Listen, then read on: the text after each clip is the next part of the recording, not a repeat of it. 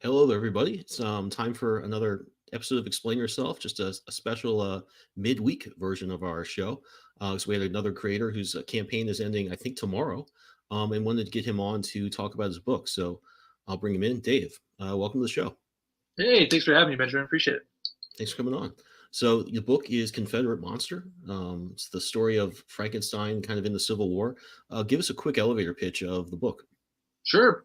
So Confederate Monsters, basically Cowboy Frankenstein set in the Civil War. So we catch up with the classic literary characters from the Mary Shelley book 8 years later.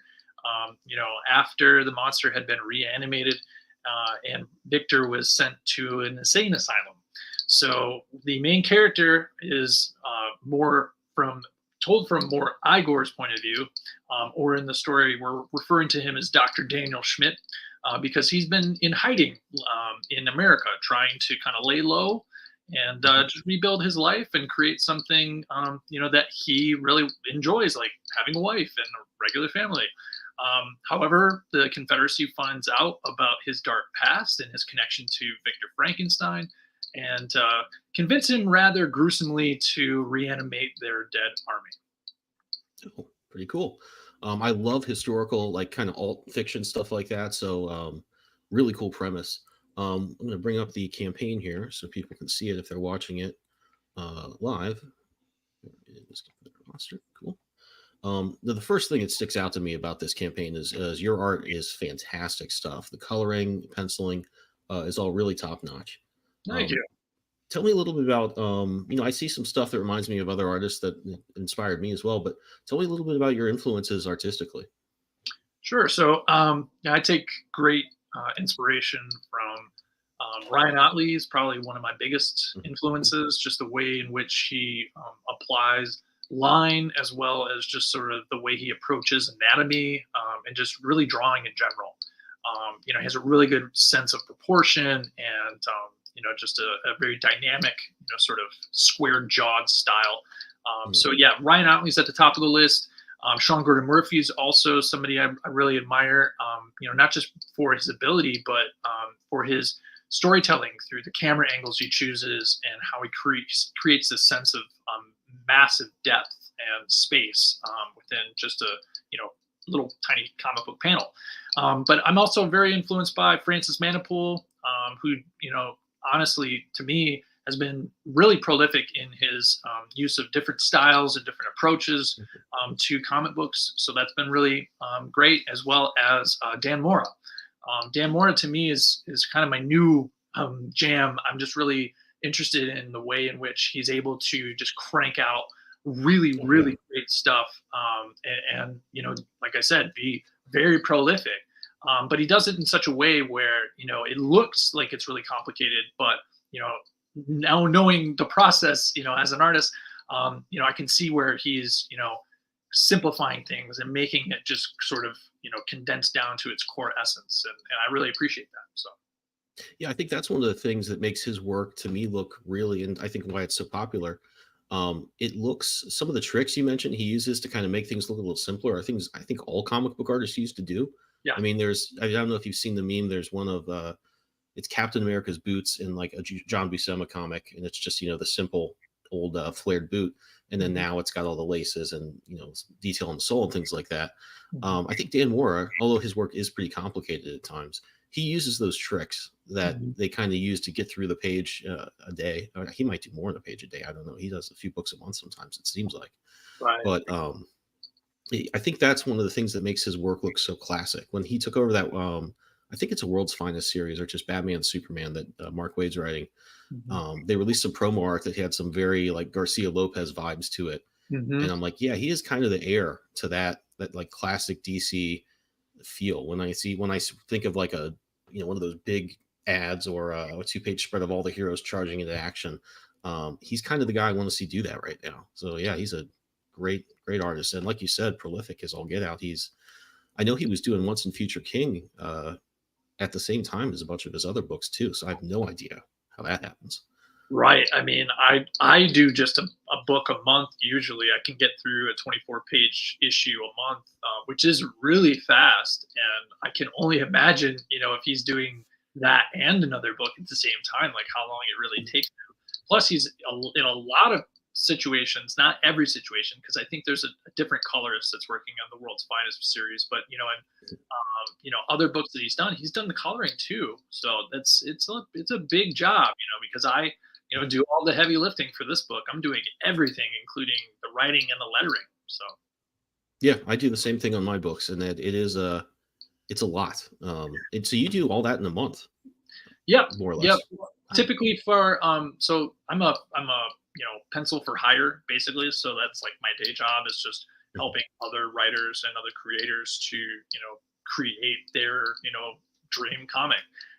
So that's what I primarily do. And then for Confederate Monster, I just have chosen a day each week to commit to that. So I'm only able to commit a day a week to my own projects, but Mhm. got to pay the bills. So Yeah, no, same here, man. That's if only I had all day or all week to work on my books. right. That would be something else.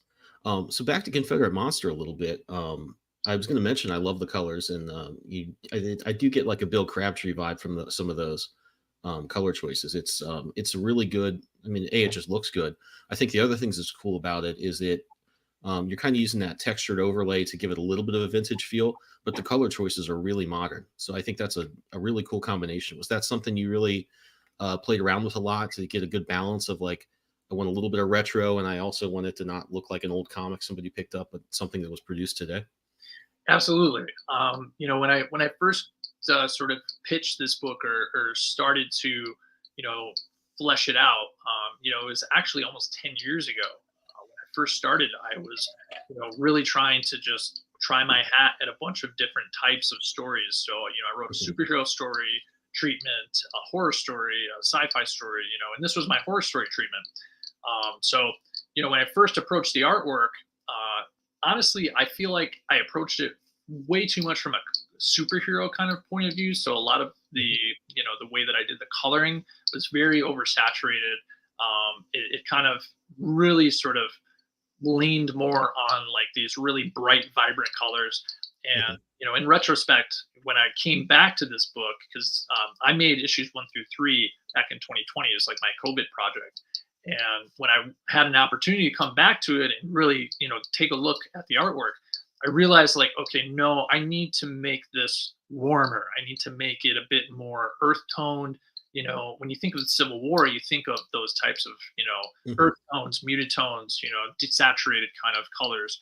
So I think that again sort of really refocused my attention on what was going to be correct for the story. And I think originally I just didn't nail it, but this time I feel like I did.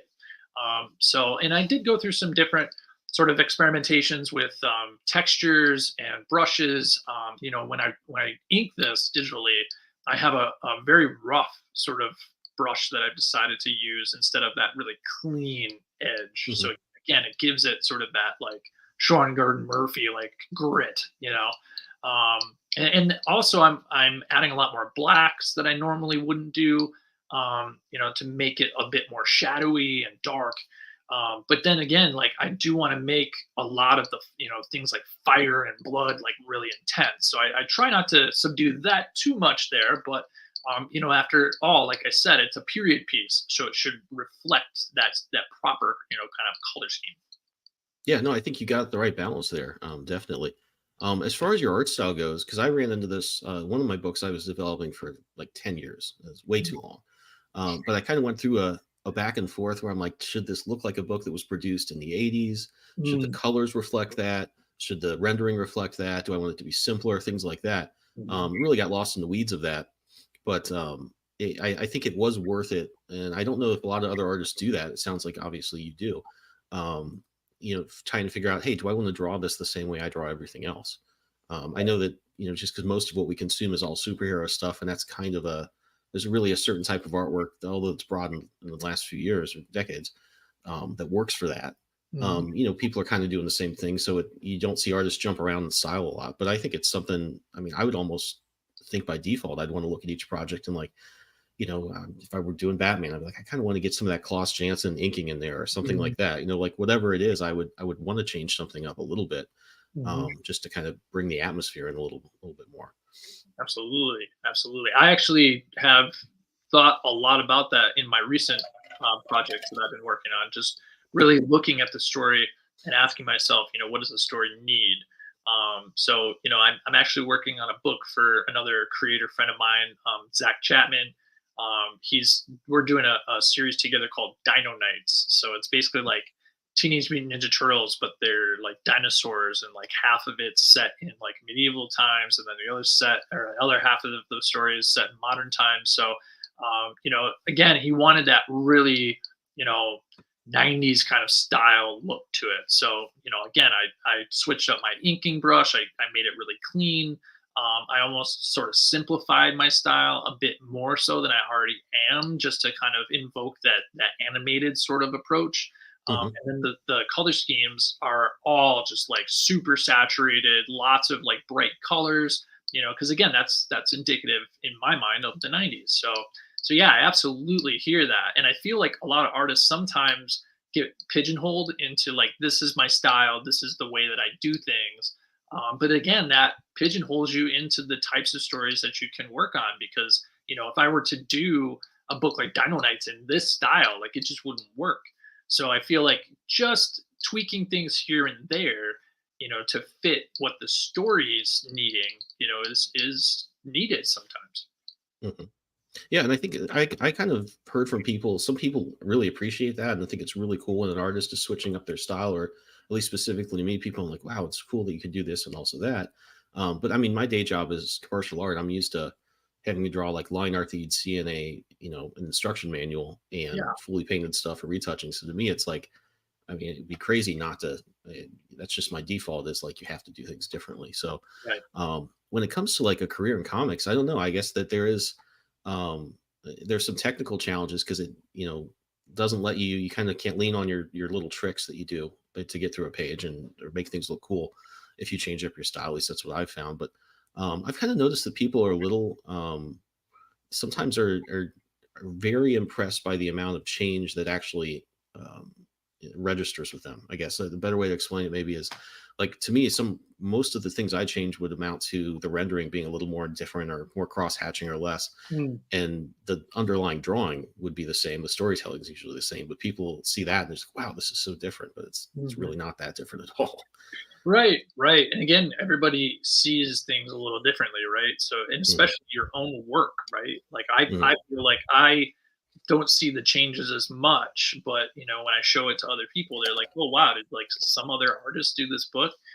But like you said, the underlying drawing is still basically the same. It's just, mhm, do I, like you were saying, do I add extra lines here? Do I add extra hatching? Do I add like more blacks? Do I, decide not to put a ton of black in it to really kind of just soften it up? And again, the colors really, I think, tell a bigger story. I mean, the mhm, drawing is important, obviously, but when you're trying to create and invoke a certain sense of mood, you kind of need the color in a way, to not only create a mood, but then to you know create a sense of shift within the scene. So like, if you're in this particular like background or scene or something, you want to be able to switch the color scheme up so that not only does it feel a little different, but the reader has a visual cue that the setting has now changed, right? mhm. So yeah, there's a lot of technical things to have to consider when starting a book like this, for sure. Yeah, I think a lot of people overlook that Yeah. the things you need to do visually just to tell the story economically. Mhm. It's very clear you have a lot of experience doing that. And before we jump over to the sort of the more marketing side of things and what you're doing there, I wanted to. I really love what you're doing in your black areas here, where you've got that like just a little bit of texture. Yeah. That looks so cool. I always mean to do that, Yeah, but I I mean, wish I saw more of that in comics. I think that's such a good technique to just give it a little bit more life. yeah, I'm glad that you brought that up, honestly, because not a lot of people notice that. And I can tell you're an artist too, because I don't think anybody else but an artist would cue into that. But yeah, like when I first started, especially Confederate Monster, again, I wanted to be able to again add some extra texture and sort of nuance to it. And I was noticing a lot of artists tend to just sort of, when they're doing filled black areas. They sort of just lasso it and fill it Hmm. with black. And to me, I almost feel like that flattens it out. So I wanted to, come up with a way of making it look so not flat. So really all I do is I do the same process, but instead of filling the lassoed area, I just scribble it a lot. And it Hmm. creates like these little nuances of negative space in between. And it might be a little bit more of a tedious process for some, and it might put a little bit more mileage on my hand after all. But I personally feel like it really, again, it adds nuance. It adds a sense of like volume that wouldn't necessarily be there, and all it is just a couple little little grit lines here and there. But no, I think it really does add something to the book that if it wasn't there, it would make a difference. No, I agree. There was a series. I think Brian Stelfy's drew it. I don't know who wrote it. I think it was called The Dayman. It came out maybe 10 years ago. Mhm.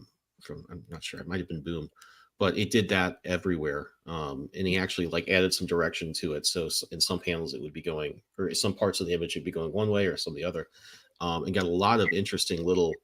Not only just interesting patterns that looked cool, but also differentiated some areas that were essentially all black, but he just had enough in there that you could set them apart. And I think it was just like a good tool to make things a little clearer in addition to looking cool. Absolutely, couldn't agree more. Yeah. Cool. So we're going to take a quick break here and play a video from our partners at Age of Geek. And when we come back, we will talk a little bit more about the marketing side of producing the book. Sounds Click good. that mouse and warp into All Ages of Geek's website, your ultimate portal to everything geek culture. Here you'll find articles that speak your language, from the latest anime buzz to the coolest tech trends. Our mission? To celebrate geekdom in all its glory. Whether you're a gamer, a comic enthusiast, a 90s kid, or an anime aficionado, we've got something for you. Dive deep into them with All Ages of Geek.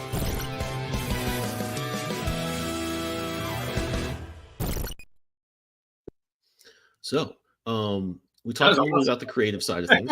Yeah, I didn't make that, but it's a cool little commercial. Yeah, yeah. Um, Very cool. Love the music in that. Hmm. But yeah, so it would be great if all we had to do to make comics was just make the darn comics. But you have to market them, and you have to let people know, and you have to set up your tiers and how you're going to fulfill them. So, um, kind of going down to your rewards here. What just you mentioned you had run some campaigns before for the previous issues. Did you do anything different from this one after the break? That you learned something in the interim? Sure. Yeah. The biggest thing I learned is don't do so much. I've done a couple crowdfunders over the years. When I first started out 10 years ago, I did a couple Kickstarters. Went well, but I think when it came around to doing the first crowdfunder for the first three books, I had a network that was very much about the Indiegogo scene. So I decided, Mhm. hey, I'd never tried Indiegogo before. It's at the time, and this was again like 2021, so a few years back. It just had a couple of other extra functions that Kickstarter really just didn't have, like the late pledging and like Mhm. having images with your tiers and stuff. So I just personally felt like let's give it a shot. And so I did issues 1 through 3 on Indiegogo. Did pretty well, I would say. So much so that one of the stretch goals was a issue 0, and we hit it. So I, got to work doing an issue 0 that's all done in black and white, and it basically tells the story of how we bridge the gap from the original, Mary Shelley story to where we pick up Confederate Monster. Mhm. It's a self-contained story, very cool. But when I was putting that whole thing together, I was just so like, I let my creativity get the best of me. And I just kind of ran with a lot of, very elaborate reward ideas.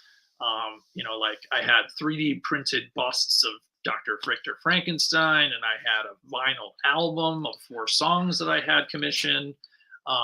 So just a lot of stuff. It was very cool, but at the end of the day, logistically, it was very difficult for me to do it all by myself. So I changed that approach with this Kickstarter because I really wanted to make sure that the focus is just more on the book. Mhm. And so I streamlined everything. I threw in a couple pieces of swag and some previous, issues that I had done for other creators.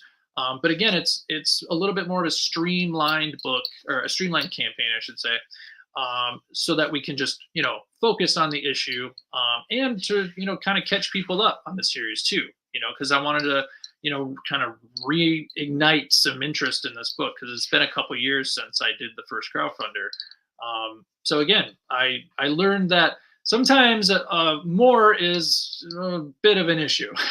So again, I think I wanted to pull back and ask myself, what do I really want to do? And this is what I decided on. So Yeah, I found myself doing the same thing. It's really easy to, especially if it's a project you're really passionate about, to do some stuff like that, especially the 3D printing. I'd kill to be able to do it, but I'm like, logistically, I think that would be such a nightmare, especially since I'm doing most of the stuff myself. I'm like, I've just had to talk myself off that ledge many times. yeah, I absolutely hear that. So it looks like you mentioned you were offering some of your older books too. Is that something that you've really found helps out with your campaigns, so that you have like a little bit of a back catalog, so to speak, from books you've collaborated with other people on, and the other books in this series? To Have you found that's more of a draw for backers, or anything you've kind of figured out that is interesting about that? Yeah, I mean, I would say so far it's been nice, to really kind of just showcase to people that I've done a lot more than just this book, Mhm. especially for those who aren't familiar with my work at all. So yeah, I think it's nice to have some of those projects that I can showcase, so people can see, like, okay, I do different stuff. I can do some sci-fi, like the Vampire Detective in Space issue 1 that I did with Caleb Mhm. Hallquist. That was a great series. And, Caleb was one of those who encouraged me to add, some of these Mhm. previous works that I've done, just to kind of catch people up with me as a creator. There is something to be said for catching people up on the current book, the current project, but I'm also, kind of new to this modern, Kickstarter. I haven't done a Kickstarter in probably like 5 years. Oh, So yeah. things have changed. The whole, I would say the whole, community has sort of shifted in ways. So I wanted to, in ways, like, reintroduce myself and show people what I've been up to. And so far, I think it's going pretty well. Yeah, I'd say so. So I want to mention, I didn't earlier. If you're watching this on YouTube, the link is down in the description. You can go right to the Kickstarter page. It's got a little over, I want to say, yeah, just about a little over a day to go. If you're just listening, just Google Confederate Monster on Kickstarter, and you'll get to the page if you get there soon. One other question I wanted to ask about this. Like, what's your fulfillment date, and like how many pages is the book? Sure. So I'm looking to fulfill in November. Right now, I am still finishing the coloring on the issue. I got a couple more pages to go, so it should be wrapped up here really soon. And then I'm going to send it off to print. I want to make sure that I give myself plenty of time for the whole printing process to work out. That's why I sort of pushed it to November. Mhm. I'm actually pretty lucky in the sense that I live very close to Comics Wellspring, Oh, so I can cool. literally just drive over there and pick it up, which is really great. But again, I know with shipping and printing and everything, sometimes things take a little longer than expected. So I want to make sure that I give myself, plenty of time to, make sure we can fulfill it within expectation. And again, I'm doing it all myself, so I wanted to make sure that I gave myself enough time to, get everything right, get it out there on time. And I wanted to make sure I get it into people's hands before the holiday season too. So yeah, that's sort of my plan, is around November. I'm not entirely sure exactly what day yet, but it'll be in November. And then, I'm sorry, what was the second half of the question? I think we kind of covered it both. If Okay. you, I was just asking about the page count on the issue. I usually ask that Oh at the yeah. beginning, and I Yeah, so forgot. this issue is 20 pages. And all of the like interior issues, so like issues 2 through 5, are all 20 pages. And Mhm. then the first issue and last issue are double issues. So they're, I think, like 36 pages. So in that, I like to write things where you get a really kind of meaty beginning and a really nice meaty end, to get people hooked in the beginning, and then to make the ending really feel like, the investment that you've given to the story pays off. We know that in reading a comic book, typically it takes like maybe 15, 20 minutes to get through a comic book, depending on how fast you're reading and depending on, how you absorb it. And so, I want to make sure that the ending doesn't feel like, oh, I just rushed through that in 15 minutes and, what I'm going to do now, So again, I wanted to extend that ending and just really make sure that my readers feel like, their investment has been, well deserved. Yeah, I found that too with both my books. I had a lot of trouble keeping the page count low on where it needed to be on the first and the last issue of each 4-issue miniseries, because it does kind of work out that people are used to 4-issue miniseries, but they also kind of are used to that 3-act structure that most of us kind of adhere to. It's kind of hard to mix and match that with a good cliffhanger on every 4-issue, part of a chapter thing, but Right. then also kind of have the umph that you need for the ending. Especially, I think pacing is so important with books, and I think that because we have so many. The great thing about crowdfunding is that we can do what we want. We don't have a lot of editors, really saying do this, don't do that.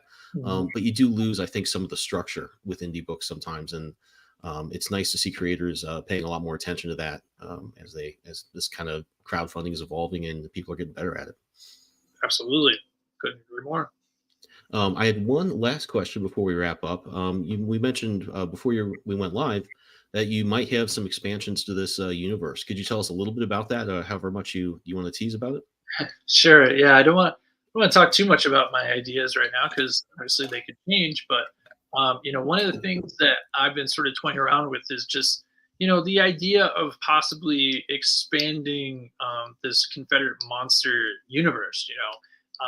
I took a lot of inspiration from the Mary Shelley book and classic sort of tales of monsters, the universal monsters, and a lot of those stories are mainly set in Europe. So I haven't really seen a lot that are mainly set in America, let alone during the Civil War era.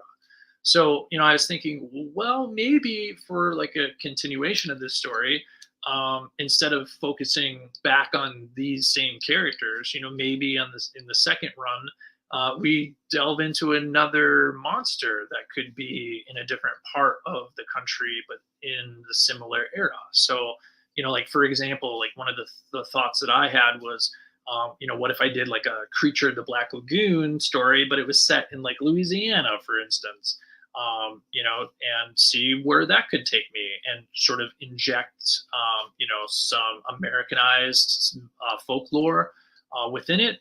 And same can be said for other creatures like the werewolf, or even Dracula, even though I think he's a little overdone. But who knows what I could come up with.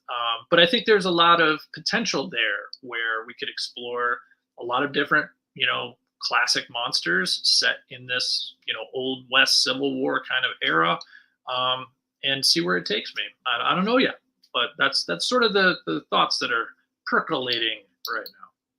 No, I mean it's a really strong concept, just universal monsters in that part of history. Something about that really works for me, especially if you're a history buff like me.